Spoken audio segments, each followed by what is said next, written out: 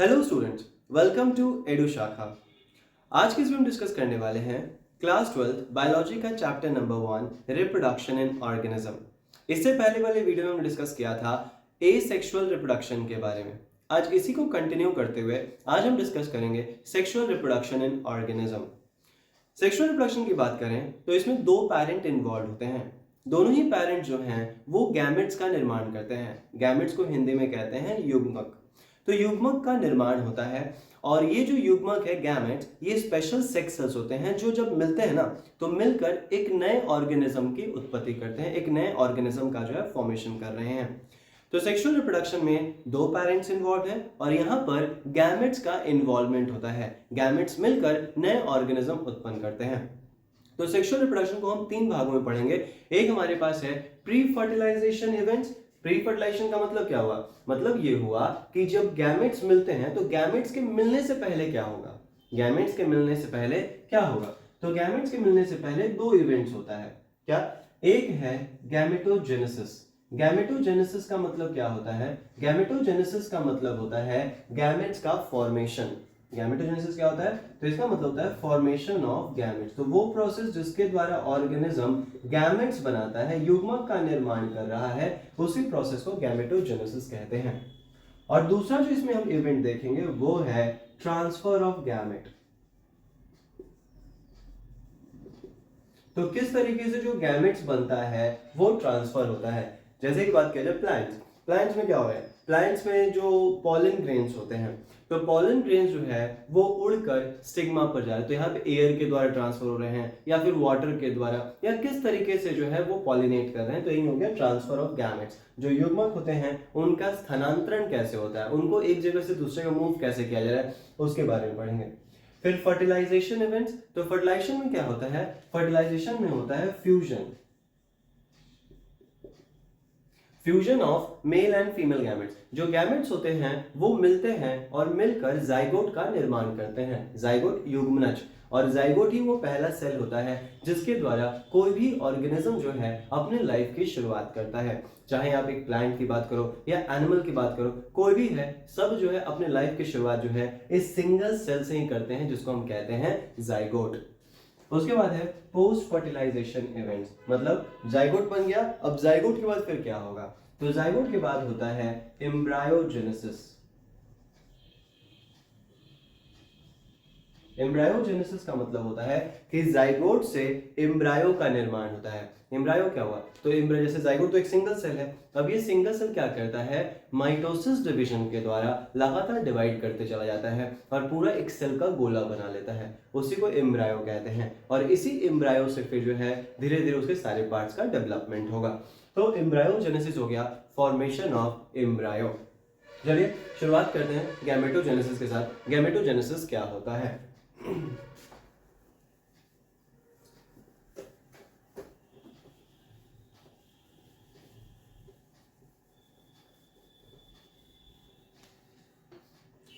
Gametogenesis की बात करें तो ये है प्रोसेस जिसके द्वारा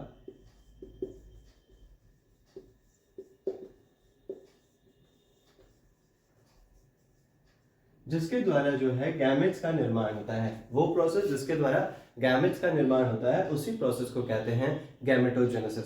अगर बात करें in case of plants,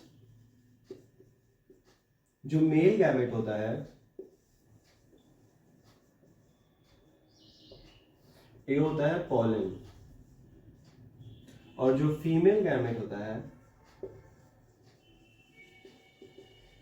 ovum या फिर एग सेल होता है। ठीक है, तो प्लांट्स में मेल गैमेट जो है वो पॉलन है, या फिर एंथ्रेजोइड भी कहते हैं, या फिर जो है इसको बोलते हैं मेनली जो है माइक्रोस्पोर। और ये जो फीमेल गैमेट होता है ओवम, एग सेल, या फिर इसको बोलते हैं मेगास्पोर। ठीक है, वहीं अगर बात करें एनिमल्स के केस में, तो एनिमल्स में जो मेल गैमेट है ये होता है स्पर्म या फिर एंथ्रेजोइड, और जो फीमेल गैमेट है अगेन ओवम या फिर एग सेल कहलाता है। ठीक है, तो ये जो प्लांट्स में पॉलन या फिर माइक्रोस्पोर और फीमेल गैमेट को ओवम या फिर एक्सेल कहते हैं, और एनिमल के केस में मेल गैमेट को स्पर्म या एंथ्रेजॉइड और फीमेल गैमेट को ओवम या फिर एग सेल कहते हैं। कुछ ऑर्गेनिजम्स जो होते हैं वो एक ही तरह के गैमेट्स बनाते हैं। कुछ ऑर्गेनिज्म में दो गैमेट बन रहे हैं लेकिन दोनों मॉर्फोलॉजिकली एक्सटर्नली जब देखेंगे तो दोनों के फीचर्स सेम होते हैं। तो वैसे ऑर्गेनिज्म जिसमें गैमेट सेम बनता है उसको बोलते हैं होमोगैमेट्स, या फिर इसको बोला जाता है आइसोगैमेट्स। तो आइसोगैमेट्स या होमोगैमेट्स क्या होते हैं? तो होमोगैमेट्स और आइसोगैमेट्स का मतलब होता है मॉर्फोलॉजिकली सिमिलर गैमेट्स का निर्माण होता है। मॉर्फोलॉजिकली मतलब क्या हो गया? मॉर्फोलॉजिकली मतलब हो गया बाहर से जो दिखने में जो इनका स्ट्रक्चर है, संरचना, बाहरी संरचना इनका एक जैसा ही। मॉर्फोलॉजिकली सिमिलर गैमेट्स, दो गैमेट्स बन रहे हैं लेकिन दोनों सेम ही है, ठीक है, तो इसको बोलते हैं होमोगैमेट्स। दोनों गैमेट्स में जब हम कोई अंतर नहीं कर सकते हैं तो होमोगैमेट्स। जैसे कि एल्गी है क्लैडोफोरा, इसमें जो है होमोगैमेट्स होता है। इसमें जो गैमेट्स बनते हैं उनमें आप डिफरेंशिएट नहीं कर सकते हो कौन सा मेल गैमेट है कौन सा फीमेल गैमेट है। सिमिलरली अगर हम गैमेट्स में डिफरेंशिएट कर सकते हैं हेट्रोगैमेट्स या इसको बोलते हैं एनाइसोगैमेट्स। हेट्रोगैमेट्स या एनाइसोगैमेट्स। हेट्रोगैमेट्स या एनाइसोगैमेट्स का मतलब क्या हो गया? To dissimilar gametes. जब दो अलग अलग गैमेट बनता है तब उसको कहते हैं हेट्रोगैमेट्स।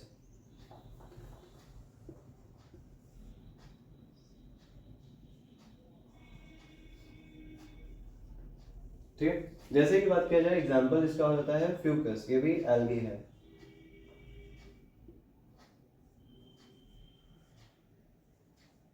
क्लैडोफोरा भी एल्गी है, फ्यूकस भी एल्गी है।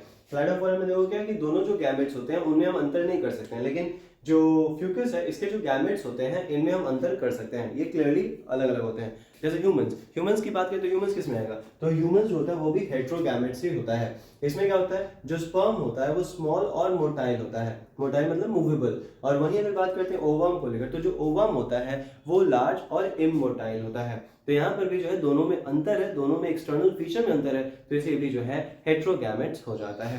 ठीक है, तो ये हो गया गैमेट्स। अब देखिएगा कुछ ऑर्गेनिज्म ऐसे होते हैं जिनके अंदर मेल एंड फीमेल दोनों ही रिप्रोडक्टिव पार्ट जो है उपस्थित होता है।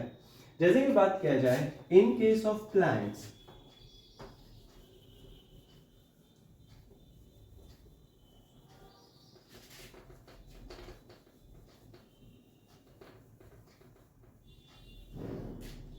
इन केस ऑफ प्लांट्स जो मेल रिप्रोडक्टिव पार्ट है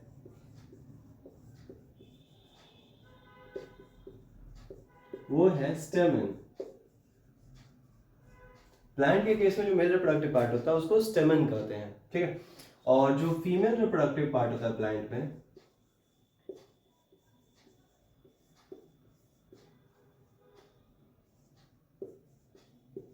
फीमेल रिप्रोडक्टिव पार्ट होता है पिस्टल या फिर कार्पेल भी कहते हैं। तो प्लांट में मेल रिप्रोडक्टिव पार्ट होता है स्टेमन और फीमेल रिप्रोडक्टिव पार्ट होता है पिस्टल।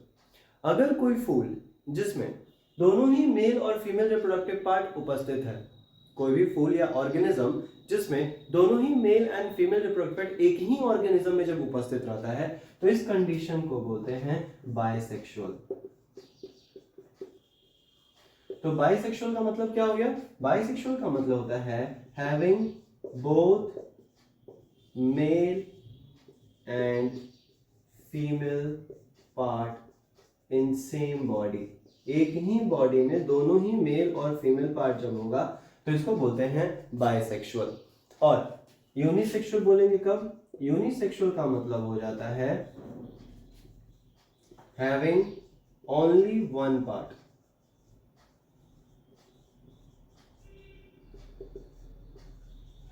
एक बॉडी में सिर्फ एक ही पार्ट उपस्थित होगा, या तो मेल या तो फीमेल, ठीक है। तो कुछ प्लांट्स क्या होते हैं ना, कुछ प्लांट्स ऐसे हैं जो बाइसेक्सुअल फ्लावर प्रोड्यूस करते हैं। बाइसेक्सुअल फ्लावर का मतलब क्या हो गया? बाइसेक्सुअल फ्लावर का मतलब ये हो जाता है, जैसे मान लो ये फूल है, ये बीच में से थैलेमस, ये हो गया पिस्टल, स्टेमन कुछ इस तरीके से दिखता है, और ये उसके पंखुड़ियां, पेटल्स, और सेपल। ठीक है, तो अगर ये जो होता है ये इसी को स्टेमन कहते हैं, और बीच में जो है ये पिस्टल है। ठीक है, अगले चैप्टर में देखेंगे कि इनके भी अलग अलग पार्ट्स होते हैं। ठीक है, लेकिन अभी स्टेमन और पिस्टल। तो क्या होगा, अगर एक ही फूल में दोनों ही पार्ट उपस्थित, एक ऐसा फ्लावर है बाइसेक्सुअल फ्लावर, जैसे कि चाइना रोज जो अड़हुल का फूल होता है, तो अड़हुल फूल में क्या देखोगे, ऊपर पीला पीला होता है और बीच में से एक पतला सा ट्यूब की तरह निकला रहता है, तो उसमें दोनों ही पार्ट उपस्थित है, तो चाइना रोज है, तो बाइसेक्सुअल होता है। उसके अलावा बात किया जाए स्वीट पोटैटो, चाइना रोज जो है वो बाइसेक्सुअल होता है। उसके अलावा जो स्वीट पोटैटो ये भी बाइसेक्सुअल होता है। ठीक है, तो ये सब जो बाइसेक्सुअल के एग्जांपल्स हो गए, मतलब दोनों ही पार्ट। अब ये हो सकता है ना कि एक प्लांट में हो सकता है कि मेल पार्ट भी उपस्थित हो और फीमेल पार्ट भी उपस्थित हो। मतलब ये तो फूल की बात हो गई थी कि फूल में अगर दोनों उपस्थित है बाइसेक्सुअल और यूनिसेक्सुअल कहा गया, कि अगर दोनों है तो बाइसेक्सुअल और एक है तो यूनिसेक्सुअल। लेकिन मान लो अगर ये एक प्लांट है और एक प्लांट में मेल पार्ट है और फीमेल पार्ट दोनों ही एक ही प्लांट में अगर उपस्थित है, तो इस सब के लिए, इसके लिए जो एक शब्द यूज किया गया है वो है मोनोइशियस या होमोथैलिक।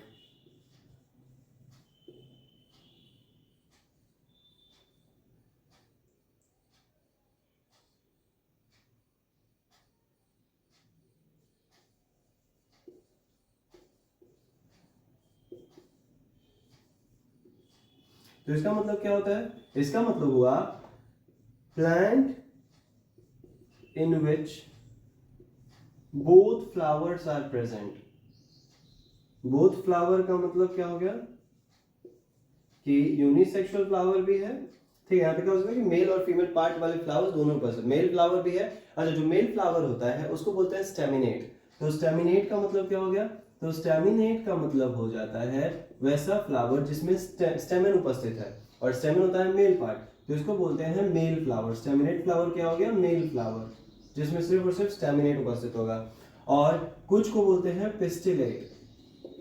तो पिस्टिलेट क्या हो जाता है, तो पिस्टिलेट हो जाता है फीमेल फ्लावर, जिसमें फीमेल पार्ट उपस्थित है, उसको बोलेंगे पिस्टिलेट, फीमेल फ्लावर। तो मेनली क्या है, बाइसेक्सुअल हो गया वैसा फूल जिसमें कोई एक पार्ट, जिसमें दोनों ही पार्ट उपस्थित है, मेल पार्ट भी और फीमेल पार्ट, फूल। और अगर कोई प्लांट है जिसपे दोनों ही मेल और फीमेल पार्ट उपस्थित है, प्लांट या जीव, ऑर्गेनिज्म, तो उसके लिए शब्द यूज क्या करेंगे, मोनोइशियस या होमोथैलिक। तो इनडायरेक्टली दोनों का मतलब एक तरीके से सेम ही है, बाइसेक्सुअल, होमोथैलिक और ये मोनोइशियस। ये सब क्या दर्शाता है, तो ये सब दर्शाता है कि एक ही प्लांट में, एक ही फूल में दोनों ही पार्ट उपस्थित हैं। तो ये चीज है। जैसे कि बात करें तो मोनोइशियस में क्या हो जाएगा, एग्जांपल्स की बात किया जाए तो कोकोनट हो जाता है, नारियल हो गया, उसके अलावा जो है कुकुरबिट्स, तो ये सब जो है मोनोइशियस प्लांट होते हैं। ओके, कुछ होते हैं डाइशियस। अगर डाइशियस की बात करें तो डाइशियस प्लांट क्या है, तो डाइशियस प्लांट वो होते हैं जिनमें एक प्लांट पे सिर्फ मेल पार्ट होगा, मेल फ्लावर होगा, और एक प्लांट पे जो है फीमेल फ्लावर होगा। मतलब एक प्लांट है जो सिर्फ मेल ही मेल है, सिर्फ स्टैमिनेट वाले फ्लावर्स आपको दिखेंगे, मेल फ्लावर, और दूसरा प्लांट जो है उस पे फीमेल फ्लावर्स है। दोनों ही अलग अलग प्लांट है, एगो पे मेल है एगो पे फीमेल है। तो इस तरीके से इसको बोलते हैं डाइशियस। तो डाइशियस मतलब क्या होता है, plant in which male and female flowers are born on different body। तो अलग अलग बॉडी पे जो है male and female flower born होता है, इसी को बोलते हैं डाइशियस। या फिर इसी के लिए एक दूसरा शब्द भी है और हेटेरोथैलिक। ठीक है, तो डाइशियस या हेटेरोथैलिक की बात करें तो वैसे प्लांट जिनमें मेल और फीमेल फ्लावर्स जो ये अलग अलग बॉडी पर उपस्थित होते हैं, तो उसको बोलेंगे डाइशियस या हेटेरोथैलिक। वैसे प्लांट जिसमें मेल और फीमेल प्लांट एक ही प्लांट में उपस्थित है, तो इसको मोनोइशियस या होमोथैलिक बोलते हैं। वैसा फूल जिसमें मेल और फीमेल प्लांट दोनों, मेल और फीमेल पार्ट दोनों ही उपस्थित है, उसको बोलेंगे बाइसेक्सुअल। वैसा फूल जिसमें सिर्फ मेल पार्ट उपस्थित हो या सिर्फ फीमेल पार्ट उपस्थित हो, तो यूनिसेक्सुअल। इसी बाइसेक्सुअल कंडीशन को दर्शाने के लिए एनिमल में एक शब्द है, एनिमल के लिए क्या यूज करते हैं, हर्माफ्रोडाइट। hermaphrodite क्या होता है? Animals in which both male and female part is present.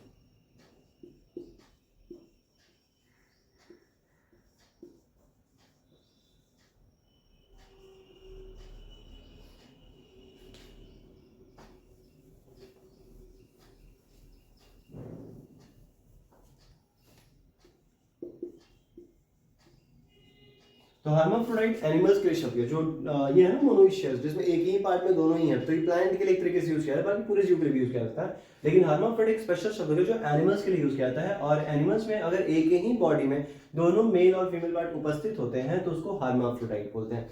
जैसे कि बात किया जाए तो अर्थवॉर्म जो केंचुआ होता है, इसमें दोनों ही एक ही शरीर में दोनों पार्ट उपस्थित होते हैं। स्पॉन्जेस, लीच एक्सेट्रा, तो ये सब जो होते हैं मेनली हर्माफ्रोडाइट्स होते हैं, जहां पर जो है एक ही शरीर में जो है मेनली दोनों में कंडीशन देखने को मिलेगा। ठीक है, अर्थवर्म, स्पॉन्जेस, लीच, ये सब। उसके अलावा अगर हम यूनिसेक्सुअल की बात करें तो एनिमल में यूनिसेक्सुअल कौन हो जाता है? तो एनिमल में यूनिसेक्सुअल जैसे कॉकरोच,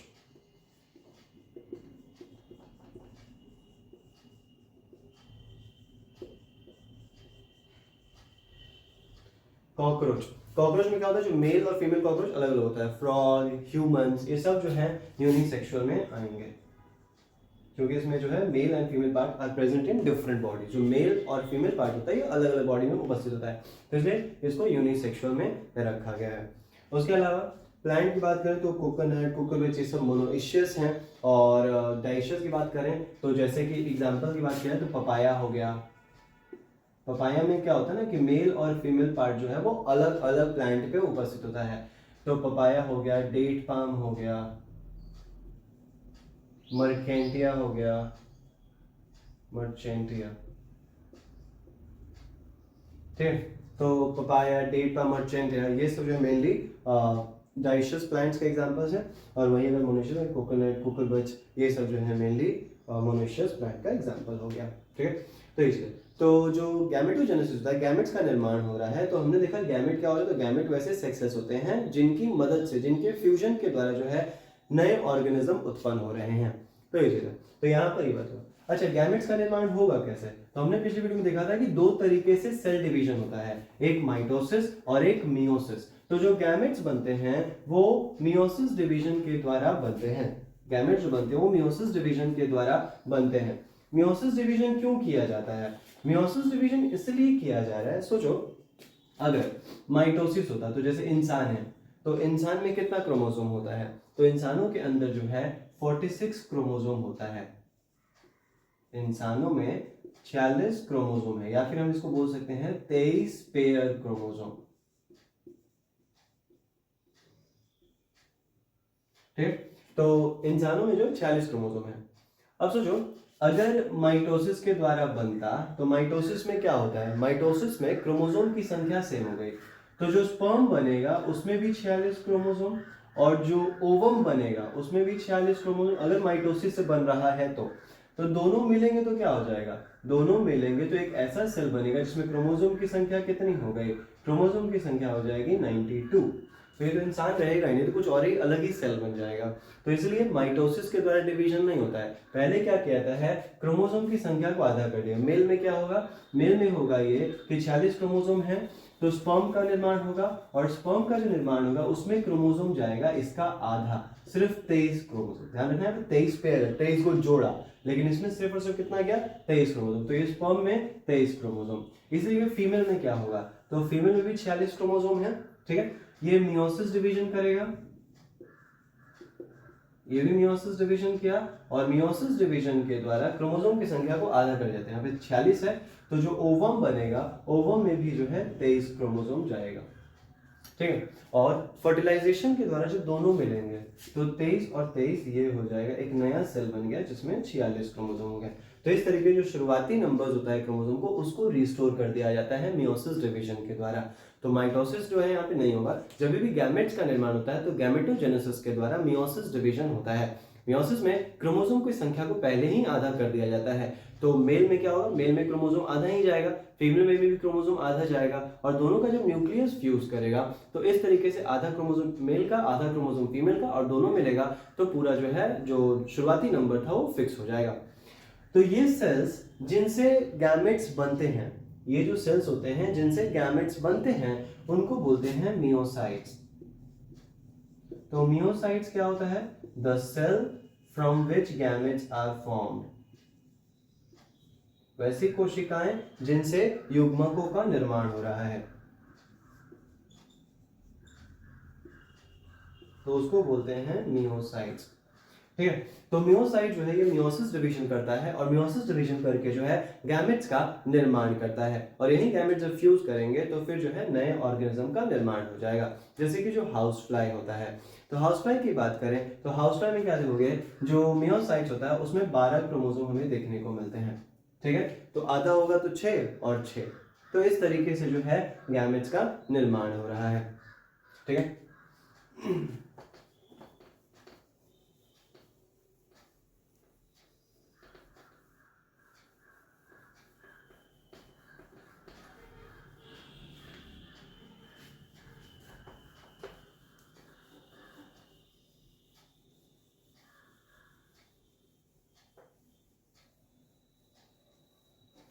तो ये तो हो गया गैमेट्स फॉर्मेशन। अब जब गैमेट बन गया तो इसके बाद होगा गैमेट का ट्रांसफर। तो गैमेट किस तरीके से ट्रांसफर होता है उसकी बात करेंगे। तो गैमेट ट्रांसफर की बात करें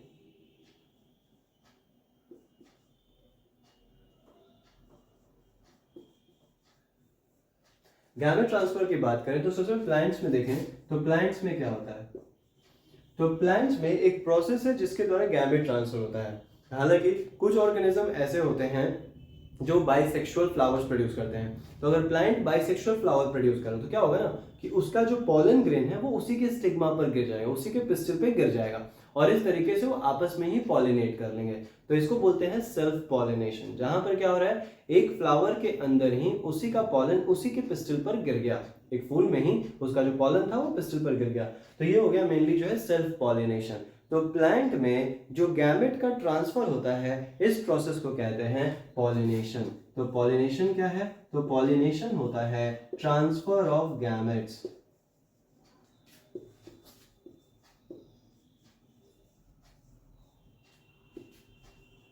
फ्रॉम एंथर टू स्टिग्मा। तो एंथर से, पराग कोश से वर्तिकाग्र पर जो पॉलन का स्थानांतरण होता है इसी को बोलते हैं pollination, transfer of pollen from anther to stigma. इसी प्रोसेस को इसी को बोलता है पॉलिनेशन। अब ये कैसे हो रहा है, तो पॉलिनेशन जो है कुछ प्लांट्स में हवा के माध्यम से होता है। ज्यादातर ग्रासेस वगैरह में बात करें तो ग्रासेस वगैरह में जो है एयर जो है हवा वो पॉलन को उड़ा के ले जाता है और दूसरे फ्लावर तक पहुंचा देता है। कुछ प्लांट्स की बात करें तो कुछ प्लांट्स में वाटर के माध्यम से होता है, जैसे ब्रायोफाइटा जो होगा। तो ब्रायोफाइटा ग्रुप की बात करें तो उसको जो है मेनली बोलते हैं एम्फीबियंस ऑफ प्लांट किंगडम। तो ब्रायोफाइटा को एम्फीबियंस क्यों बोला गया, क्योंकि वो भी रहता तो जमीन पे, पाया जाता तो जमीन पे जाता है, लेकिन रिप्रोडक्शन के लिए अपने गैमेट्स को पहुंचाने के लिए, फ्यूजन के लिए उसको भी वाटर की जरूरत होती है। तो ब्रायोफाइटा में बेसिकली जो है वाटर के द्वारा जो है पॉलिनेशन हो रहा है। उसके अलावा जो हाइड्रिला, हाइड्रिला भी एक एक्वेटिक प्लांट है। उसके अलावा जो सी ग्रासेस होते हैं, तो सी ग्रासेस में भी जो है पानी के द्वारा पॉलिनेशन होता है, पानी ही पॉलन को लेके जाता है फीमेल फ्लावर तक। ठीक है, उसके अलावा बात करें तो जो पॉलिनेशन कुछ जानवर हैं वो भी हेल्प करते हैं, जैसे इंसेक्ट्स हो गया, बटरफ्लाई, हाउस फ्लाई, ये सब जो होता है मेनली हेल्प करता है पॉलिनेशन में। हनी बीज होते हैं वो भी हेल्प करते हैं। जो शहद बनता है वो क्या है, वो पॉलन को ट्रांसफर करने के लिए ही एक तरीके का रिवॉर्ड जो है प्लांट एनिमल्स को दे रहा है। तो इस तरीके से इंसेक्ट, बर्ड्स, बैट्स, ह्यूमंस, कुछ विंड, वाटर, सब के सब जो है पॉलिनेशन में सहयोग करते हैं। तो ये सब मिलके जो है गैमेट को ट्रांसफर कर रहे हैं फ्रॉम एंथर टू स्टिग्मा। तो इसी प्रोसेस को बोलते हैं पॉलिनेशन। ठीक है, तो ये चीज है। उसके अलावा एनिमल्स में बात करें तो जैसे कि फ्रॉग में क्या होता है, फ्रॉग में होता है कि जो मेल फ्रॉग होता है वो वाटर में रिलीज कर देता है अपना स्पर्म। इसी तरीके जो फीमेल फ्रॉग होती है वो वाटर में ही रिलीज कर देती है ओवम। तो वहां पर जो फ्यूजन हो रहा है वो वाटर में ही होता है। तो कुछ प्लांट्स, कुछ एनिमल्स, ये सब जो मेनली वाटर पे निर्भर करते हैं पॉलिनेशन गैमेट के ट्रांसफर के लिए। तो ये चीजें हैं। तो फ्रॉग का भी जो पॉलिनेशन और फर्टिलाइजेशन होगा ना वो पानी में ही होता है। ठीक है, तो ये हो गया गैमेट ट्रांसफर कि किस तरीके से गैमेट जो है वो एक जगह से दूसरी जगह जा रहा है। तो यही हमारे पहले इवेंट यहाँ पे खत्म जो था मेनली प्री फर्टिलाइजेशन इवेंट्स। आगे बढ़ते हैं तो अगला जो इवेंट है वो है फर्टिलाइजेशन। तो फर्टिलाइजेशन क्या होता है? तो फर्टिलाइजेशन वो प्रोसेस है जिसके द्वारा मेल और फीमेल गैमेट फ्यूज करके जाइगोट का निर्माण करता है। तो ये क्या होता है? तो फर्टिलाइजेशन होता है fusion of mail and female gametes to form zygote। तो नर और मादा युग्मकों के संलयन के द्वारा युग्मनज का निर्माण, इसी को कहते हैं फर्टिलाइजेशन। तो fusion of male and female gamete, ध्यान रखिएगा अगर सिर्फ फ्यूजन की बात किया जाए, जैसे fusion of male and female gamete, सिर्फ फ्यूजन, यहाँ पे जाइगोट का बात नहीं हुआ। तो जो फ्यूजन होता है, फ्यूजन की प्रोसेस को बोलते हैं सिनगैमी, संलयन। ठीक है, तो फ्यूजन क्या होता है? तो fusion of male and female gametes, इसको बोलते हैं सिनगैमी। ठीक है, और फ्यूजन करके, सिनगैमी करके जब जाइगोट का निर्माण हो जाएगा तब बोलेंगे फर्टिलाइजेशन। ठीक है, अगर सिर्फ फ्यूजन का जिक्र करें तो फ्यूजन क्या होता है? फ्यूजन होता है सिनगैमी, फ्यूजन मतलब मिलना। ठीक है, तो अगर सिर्फ नर और मादा के युग्मक जो है गैमेट्स अगर मिल रहे हैं तो ये हो गया सिनगैमी, और मिलकर अगर जाइगोट का निर्माण कर रहे हैं तब हम बोलेंगे फर्टिलाइजेशन। तो ये चीज है। फर्टिलाइजेशन की बात करें तो ये दो तरीके का हो सकता है। कुछ ऑर्गेनिज्म में होता है एक्सटर्नल फर्टिलाइजेशन,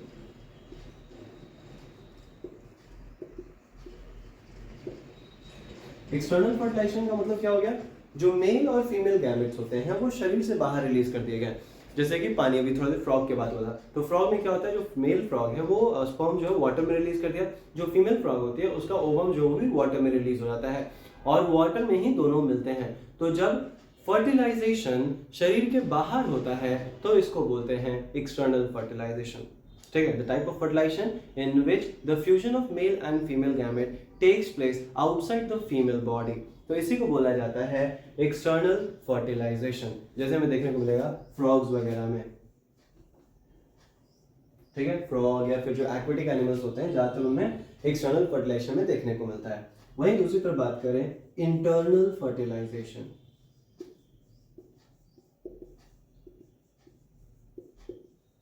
इंटरनल फर्टिलाइजेशन मतलब क्या हो गया? इस तरह का फर्टिलाइजेशन जिसमें जो फर्टिलाइजेशन का प्रोसेस है, जो फ्यूजन हो रहा है मेल एंड फीमेल गैमेट का, वो फीमेल के बॉडी के अंदर हो रहा है, तो इसको बोलते हैं मेनली जो है इंटरनल फर्टिलाइजेशन। तो इंटरनल फर्टिलाइजेशन क्या हो? Type of fertilization in which fusion of male and female gamete takes place inside the female body, तो इसको बोलते हैं इंटरनल फर्टिलाइजेशन। जैसे कि ह्यूमंस या फिर डॉग, कैट, इन सब में जो मेनली इंटरनल फर्टिलाइजेशन में देखने को मिलता है। तो ये चीज, अगर दोनों में से बात की ज्यादा सुरक्षित कौन है, तो देखो कि एक्सटर्नल फर्टिलाइजेशन में क्या होता है ना कि इस बात की श्योरिटी नहीं होती है कि गैमेट्स मिल ही जाएंगे। मान लो पानी में रिलीज हो रहे हैं, जरूरत है कि दोनों मिल ही जाएंगे। तो यहाँ पर एक्सटर्नल फर्टिलाइजेशन में जो ऑर्गेनिज्म होता है वो बहुत सारे large amount of gamete produce करता है, इस बात को सुनिश्चित करने के लिए कि फ्यूजन हो ही जाए। उसके अलावा गैमेट्स जब फ्यूज हो गए तो हो सकता है कि वो जहां मिलना है, जहां जाना है, वहां तक ना पहुंचकर इधर उधर भटक जाए। तो मतलब सीधी बात यह है कि प्रोबेबिलिटी ऑफ फ्यूजन बहुत कम होता है एक्सटर्नल फर्टिलाइजेशन में। इंटरनल फर्टिलाइजेशन प्रोबेबिलिटी जो है वो बहुत ज्यादा है। तो इसलिए मेनली बात की जाए यहाँ पे एनर्जी का वेस्टेज ज्यादा है, यहाँ पे एनर्जी का वेस्टेज उतना नहीं होता है। जितना ज्यादा गैमेट्स बनेगा उतना एनर्जी वेस्ट, जितना कम गैमेट बन रहा है उतना एनर्जी कहीं ना कहीं सेव हो रहा है बेसिकली एक तरीके से। तो इस तरीके से यहाँ पे गैमेट्स के निर्माण में एनर्जी का खर्चा ज्यादा होता है, और यहाँ पे गैमेट्स क्योंकि उतना श्योरिटी है कि फर्टिलाइजेशन होगा ही होगा, तो इसलिए यहाँ पे ज्यादा गैमेट्स बनाने की जरूरत नहीं होती है। ठीक है, तो इस तरीके से जो इंटरनल फर्टिलाइजेशन है वो ज़्यादा बोल सकते हो कि ज़्यादा एडवांटेजियस है as compare to external fertilization. ठीक है, तो ये हो गया मेनली जो है फर्टिलाइजेशन। अब देखो क्या कुछ ऐसे जीव होते हैं जिसमें बिना फर्टिलाइजेशन के ही नए ऑर्गेनिज्म का निर्माण हो जाता है। जैसे कि अगर बात करें हनी बीज, ठीक है, हनी बी में क्या होता है?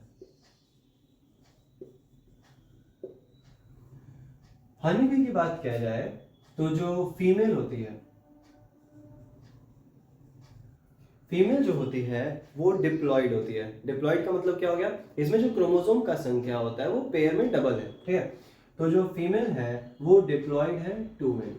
वहीं अगर मेल की बात करें तो जो मेल होता है वो हैप्लॉइड होता है। हनी बीज में जो फीमेल है वो डिप्लॉइड है, मतलब इसमें क्रोमोसोम डबल है। और हनी बी की बात करें तो हनी बी में क्रोमोसोम इसके मुकाबले आधा है, मतलब अगर डिप्लॉइड में 12 है तो इसमें 6 ही होगा, ठीक है। ये चीज है। तो फीमेल क्या करती है, ये मियोसिस डिवीजन के द्वारा गैमेट्स का निर्माण करेगी।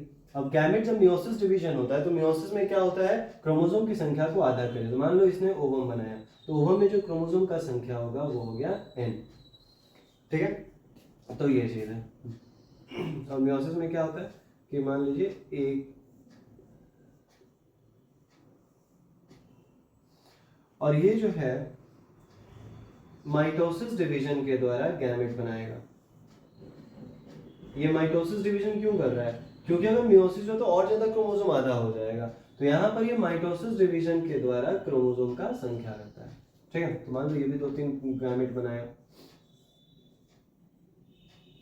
हो गया। तो ये चीज है।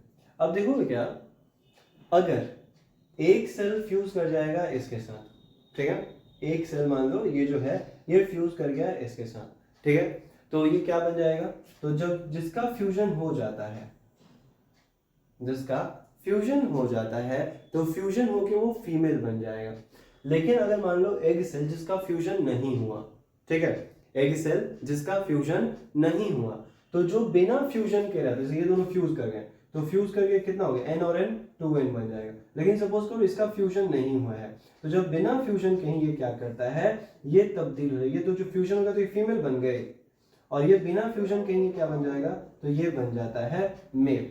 तो हनी बीज में क्या होता है, हनी बीज में अगर एग फर्टिलाइज्ड हो गया, फर्टिलाइज इन द सेंस क्या हुआ कि एग जो है वो मेल और फीमेल दोनों के बीच में जो फर्टिलाइजेशन हुआ तो वो बन जाएगा फीमेल और क्रोमोसोम डबल रहता है। लेकिन अगर एग फर्टिलाइज नहीं हुआ, इन दैट केस क्या होगा, वो मेल बन जाता है। तो ये जो प्रोसेस है जहां पे एग बिना फर्टिलाइजेशन के नए ऑर्गेनिज्म का निर्माण कर रहा है, एग बिना फर्टिलाइजेशन के नए ऑर्गेनिज्म का निर्माण कर रहा है, इस प्रोसेस को कहते हैं पार्थेनोजेनेसिस। तो पार्थेनोजेनेसिस क्या होता है, तो पार्थेनोजेनेसिस वो प्रोसेस है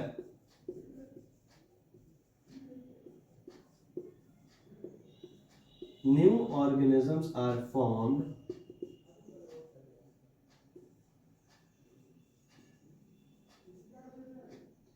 the process which new organisms are formed without fertilization. तो बिना फर्टिलाइजेशन के जब नए ऑर्गेनिजम्स का निर्माण होता है तो इस प्रक्रिया को कहते हैं पार्थेनोजेनेसिस, ठीक है। बिना फर्टिलाइजेशन, बिना निषेचन किए हुए नए जीवों की उत्पत्ति हो रही है तो इसको बोलेंगे पार्थेनोजेनेसिस। और ये होता है जैसे हनी बी में, ठीक है, हनी बीज हो गया, रोटिफर्स हो गया, टर्कीज, टर्की भी एक चिड़िया होता है। तो ये सब, तो इन सब में ही हम क्या रहेंगे, इन सब में ही जो हमें पार्थेनोजेनेसिस देखने को मिलेगा, ठीक है। तो ये चीज क्या हुआ, हनी में क्या होता है, अगर एग फर्टिलाइज हो गया, इन दोनों का फ्यूजन हुआ ना, तब ये फीमेल बन जाएगा। अगर एग बिना फर्टिलाइजेशन के ही रह गया तो वो बन जाता है मेल। तो इस प्रोसेस को बोलते हैं हिंदी जो है पार्थेनोजेनेसिस, जो हमें देखने को मिलता है हनी बीज, रोटिफर्स, टर्कीज, इन सब में जो हमें देखने को मिल रहा है।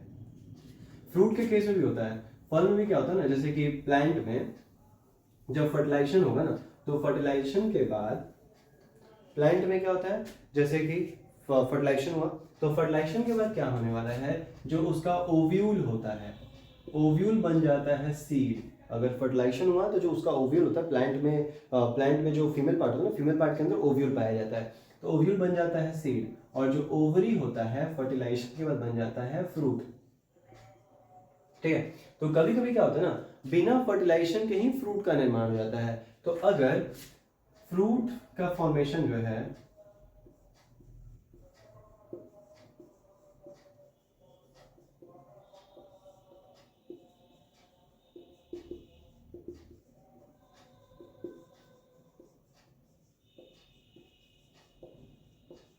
इसको कहा जाता है पार्थेनोकार्पी, यानी शेक फलन। तो जो process of formation of fruit without fertilization, fruit का फॉर्मेशन अगर बिना फर्टिलाइजेशन के हो रहा है तो इसको बोलेंगे पार्थेनोकार्पी। इस तरह सीड, अगर सीड का भी फॉर्मेशन बिना फर्टिलाइजेशन के हो रहा है तो इसको एपोमिक्सिस कहते हैं। ठीक है, सीड का फॉर्मेशन बिना फर्टिलाइजेशन के हो रहा है तो इसको एपोमिक्सिस कहेंगे। तो इस तरीके से तो ये हो गया मेनली जो है फर्टिलाइजेशन के बाद। अब आगे बढ़ते हैं अपने अगले इवेंट्स की तरफ। तो ये हमारे पास है पोस्ट फर्टिलाइजेशन इवेंट। तो पोस्ट फर्टिलाइजेशन इवेंट में क्या हो रहा है? पोस्ट फर्टिलाइजेशन इवेंट की बात करें तो इसमें अगर हम बात करें तो प्लांट में सबसे पहले बात कर रहे हैं पोस्ट फर्टिलाइजेशन इवेंट में होता क्या है।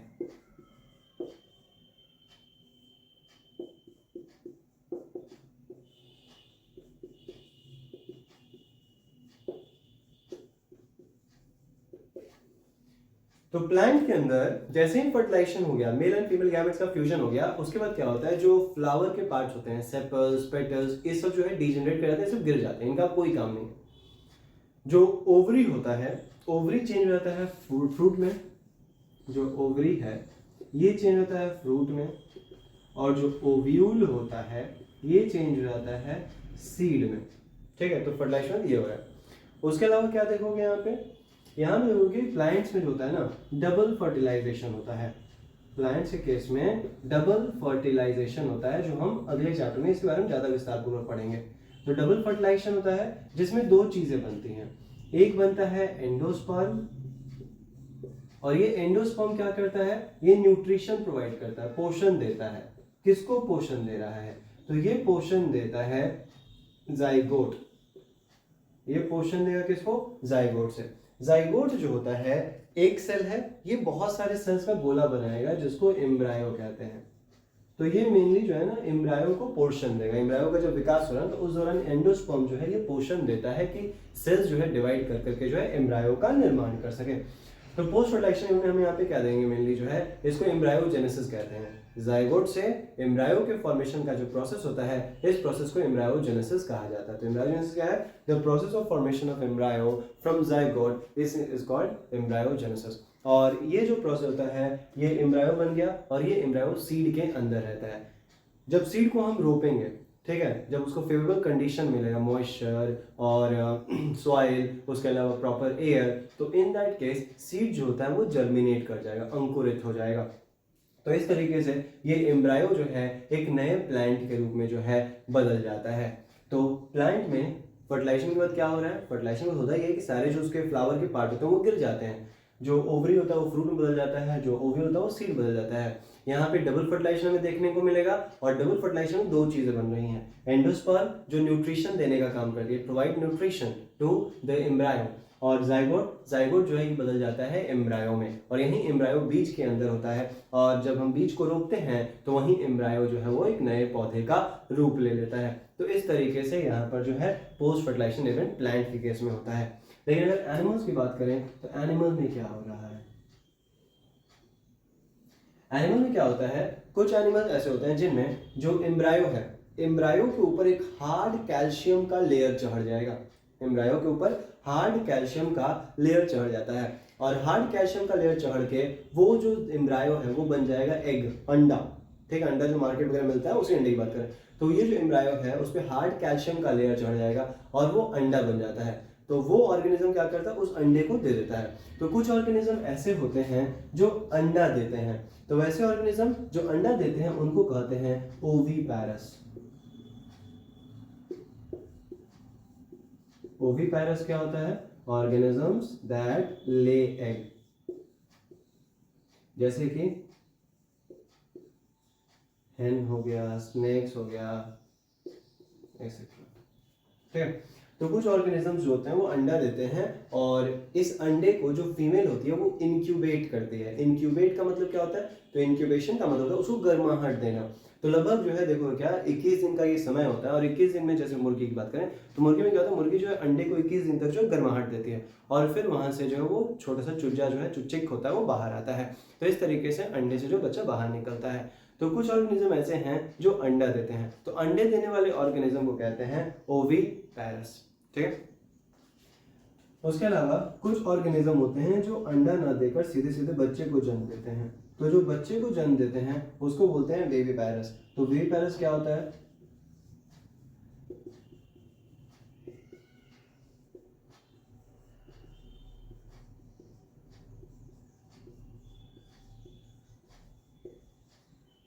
तो ऐसे ऑर्गेनिज्म जो सीधे सीधे जो बच्चे को जन्म दे रहे हैं उनको विविपेरस कहा जाता है। जैसे कि इंसान हो गया,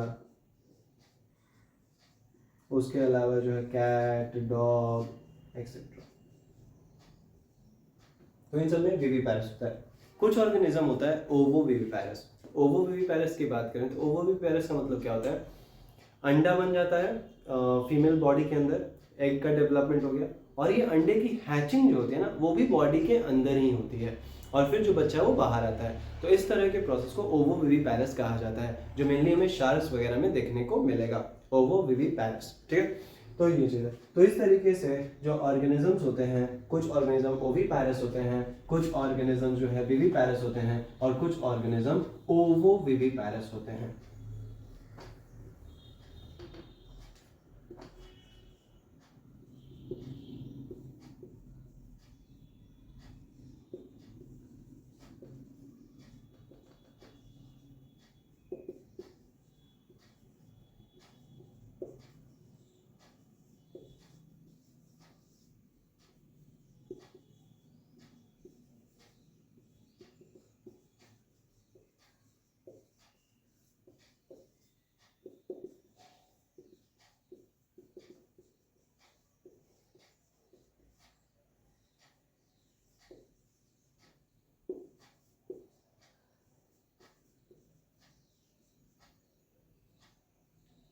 तो एग्जाम्पल के लिए शार्क जो होता है ओवोविविपेरस होता है। ठीक है, ज्यादातर मैमल्स जो होते हैं ना, मैमल्स देखो क्या विविपेरस होते हैं, सिवाय जो है कुछ मैमल्स ऐसे हैं जो ओविपेरस भी होते हैं, जैसे कि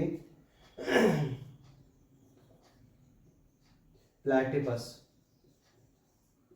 प्लैटिपस होता है ना, स्पाइनी एंट ईटर्स, प्लैटिपस, ये मैमल है, ओविपेरस मैमल। ज्यादातर मैमल्स विविपेरस होते हैं, लेकिन सिवाय जो है प्लैटिपस के, ठीक है, मैमल्स ज्यादातर क्या होता है विविपेरस होते हैं, मैमल्स। ठीक है, जिसके पास मेमोरी ग्लैंड उपस्थित होता है, मिल्क प्रोड्यूसिंग ग्लैंड। ठीक है, तो जो मैमल्स होते हैं वो ज्यादातर विविपेरस होते हैं, लेकिन प्लैटिपस जो है ना एक ऐसा जानवर है जो कि मेनली ओविपेरस है, अंडा देता है। ठीक है, और बाकी सब अंडा नहीं है। ओविपेरस की बात करें तो ये मेनली क्या होता है कि इनके अंदर जो अंडा होता है वो खुद हैच हो जाता है, और फिर उसका जो बच्चा होता है वो बाहर आ रहा है, तो इसको बोलते हैं ओवोविविपेरस। ठीक है, तो ये हो गया मेनली जो है development in plant and animals. तो इस तरीके से जो है फर्टिलाइजेशन के बाद ये सारे इवेंट्स जो है होते रहते हैं। ठीक है, तो इसी के साथ जो है हमारा पहला चैप्टर यहाँ पर समाप्त होता है। तो आज के लिए बस इतना ही रखते हैं, मिलते हैं अपने अगले वीडियो में अगले चैप्टर के साथ, sexual reproduction in flowering plants. तब तक के लिए थैंक यू।